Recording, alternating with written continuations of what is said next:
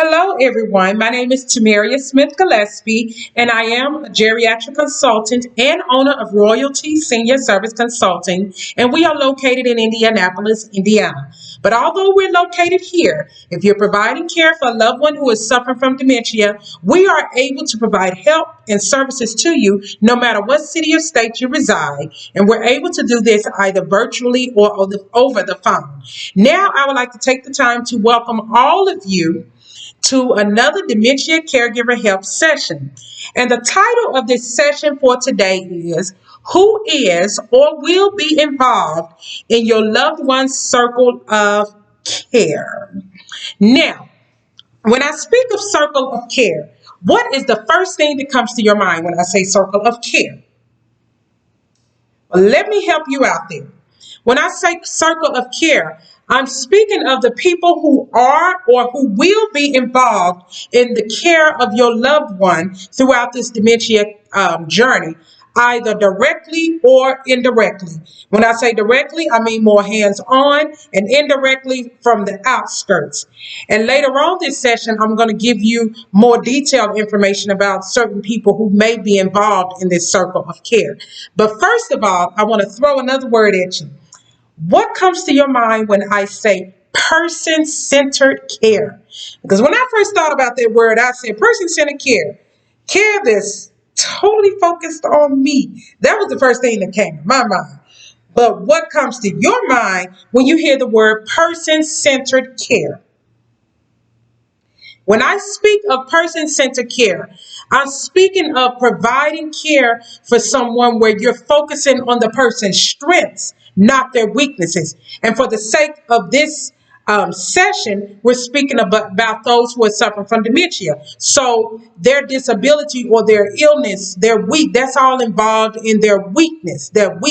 So you're focusing more on the person's strengths other than their weakness. And it's important when you're providing care or when you're incorporating people to provide care for your loved one that you're utilizing the services of people who are focusing on the needs of your loved ones and their strengths, not downing them, not degrading them, anything of that nature when I'm speaking about that. Now, although I'm speaking about person-centered care for your loved one, I'm also a huge advocate for empowering and equipping caregivers to be able to provide the best care for their loved ones in the home. So, both of those two go together. The person-centered care for your loved one, but also I'm not leaving out the fact that I'm a huge advocate on empowering all of you caregivers and equipping you with the tools that you need to be able to provide the best care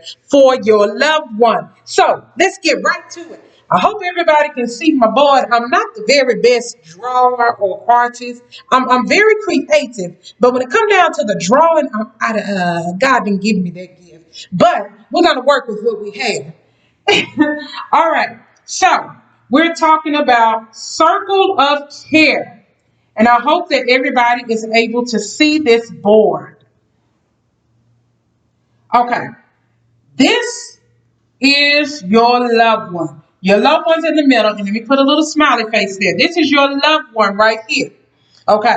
So these lines represent people who are or who may be involved in your loved one's circle of care throughout this dementia caregiver journey. Now, for those of you who have been taking care of loved ones, of your loved one who has been suffering from dementia for some time, some of these names of professionals or people may be familiar to you. Now, first of all, we're going to put down here your physician, primary care physician. I'm going to put PCP. Many of you have a primary care physician for your loved one. Also, you may have a geriatric doctor or a geriatrician in that circle of care. And remember on last week when I spoke about the difference between a primary care physician and a geriatric doctor, both of them are board certified family physicians and internists, but Remember, I said a geriatric doctor or a geriatrician has that extra specialization where they're able to address the needs and the problems that are faced by older adults as they age. So you may have a geriatric doctor. The PCP, remember, may refer you to see a geriatric doctor, or depending upon the insurance that you have, you may be able to schedule the appointment directly to see a geriatric doctor. But if you have both of them will work together to provide care for your loved one. We also have a neurologist.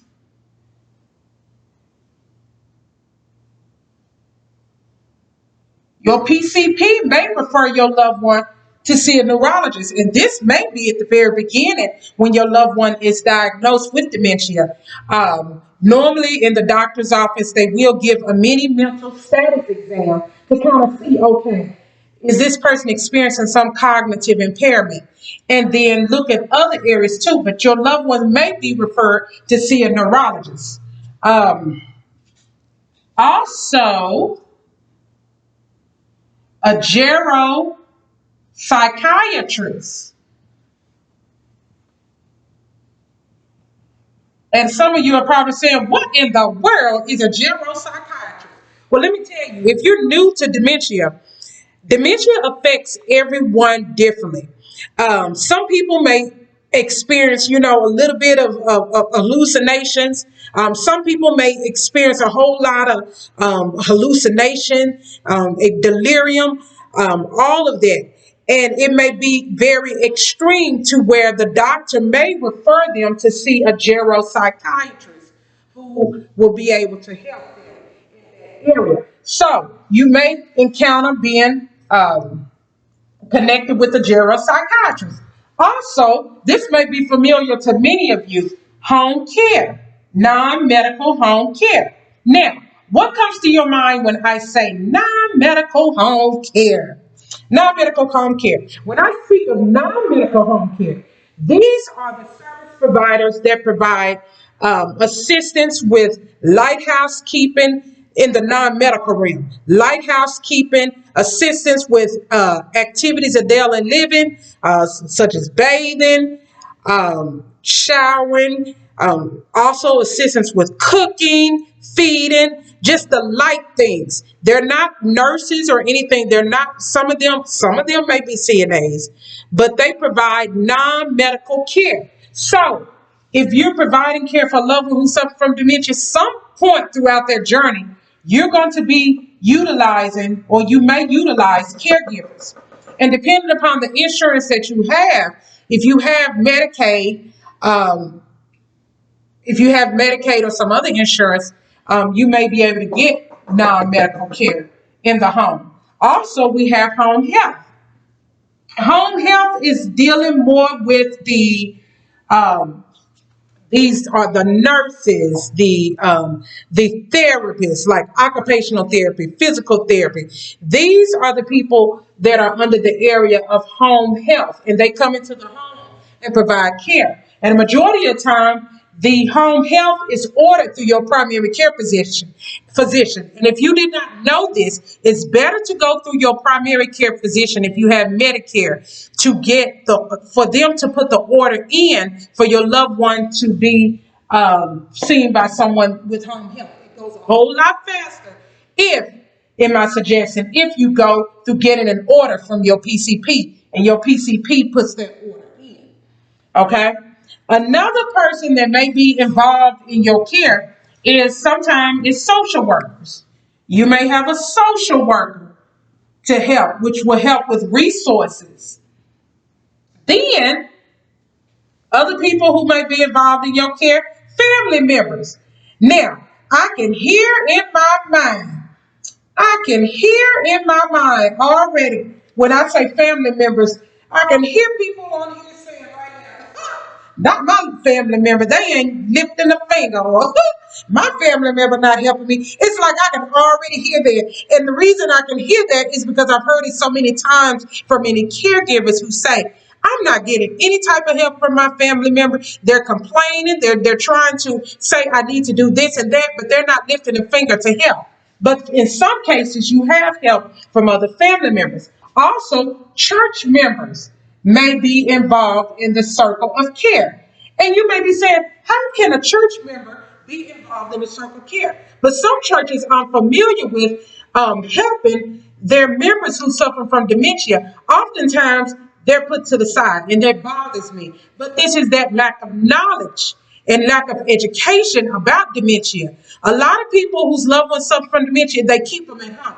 And these are people who have been going to church for all their lives, but they keep them at home because they don't want to deal with the stereotypes, the talking, the things of that nature, the stares from people because they don't understand about dementia. So if their loved one does something in church, they look at them.